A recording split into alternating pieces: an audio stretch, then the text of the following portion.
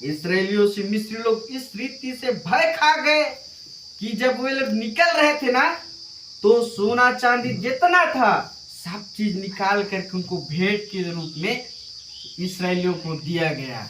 और इस बात से वो लोग खुश थे कि आज हमारे बीच से इसराइली निकल गए। इस बात से मिस्री लोग खुश हो गए। क्यों?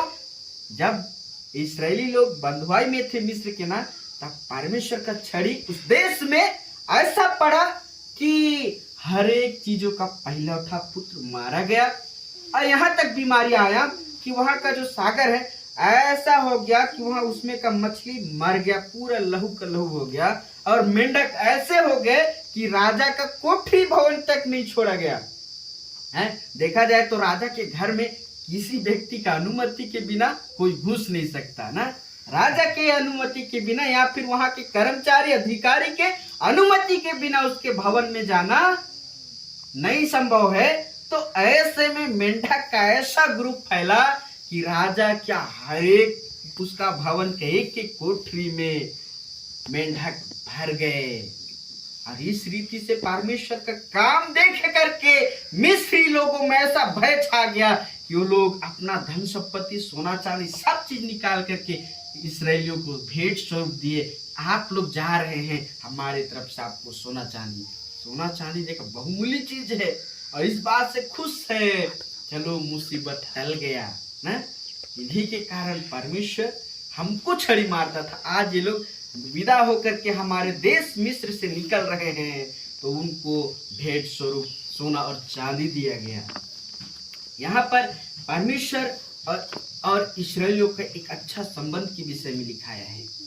ये इस्राएली का सफर मेरे प्रियो हर्षित के साथ जय जयकार के साथ परमेश्वर ने मिस्र देश से छुटकारा दिया है। और ऐसे जय जयकार ललकारते हुए वहां से निकले। कोई भी शत्रु उसका पीछा करने वाला भी जरूर थे। फिर उनका वो सैनिक मारे गए, हर एक जन मारे गए जो उनका हानि के विषय में सोचता था। मेरे प्रियो, हम भी आज परमेश्वर के हम प्रजा हैं। वो प्रजा है कि आज हम उसके लहू के द्वारा, यीशु मसीह के लहू के द्वारा खरीदे गए हैं और परमेश्वर के हम संतान हैं ना। उस समय इस्राएलियों का जीवन, उनका सफर किस रीति से अंत हुआ हम सोच नहीं सकते हैं। परमेश्वर ने आज इस्राएलियों को त्याग दिया है ना। इस्राएलियों को परमेश्वर त्याग करके हमें चुना। हम इस लायक नहीं थे। उनका परमेश्वर का अपना निज भाग इस्राएली, जिसको अपना पत्नी के रूप में उसको चुन करके अपना सब कुछ दे करके उनको छुड़ा करके, बंधुआई से छुड़ा करके अपना वो कनान देश की ओर ले चला। मेरे प्रियो, इस सफर में जितने आज्ञाकारी रहे उनका जीवन तो बचा, लेकिन ऐसा घटना भी हुआ कि इनके जीवन में भूख प्यास के समय में प्रभु हमें खाने के लिए मांस चाहिए, बटेरों का ढेर लगा दिया। प्रभु हमें पानी चाहिए, पत्थर को फाड़ करके उसमें से पानी पिलाया। तो हमारे जरूरतों किस रीति से आज भी परमेश्वर पूरी करता है।